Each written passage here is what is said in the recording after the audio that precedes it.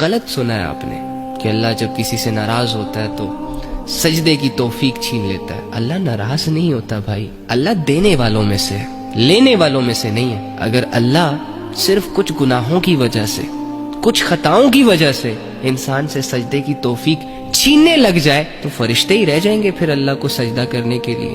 کیونکہ عام انسانوں کے لیے تو یہ چیز پاسبل نہیں ہے کہ وہ ویسی اللہ کی عبادت کرے جیسے کہ اللہ ڈیزرو کرتا ہے. اگر اللہ رب العزت انسانوں سے سجدوں کی توفیق ہی چھیننے لگ گیا تو انسانیت تو بہت بڑی مشکل میں پھنس جائے گی. تم گنہگار ہو، تم نے نہ چاہتے ہوئے اس کی کوئی نافرمانی کر لی، بھٹک گئے، بہک گئے، حالانکہ تم بھٹکنا نہیں چاہتے تھے اور اللہ تم سے سجدے کی توفیق ہی چھین لے. یہ والا سسٹم تمہیں نہیں لگتا کہ تمہارے رب کے ساتھ سوٹ نہیں کرتا؟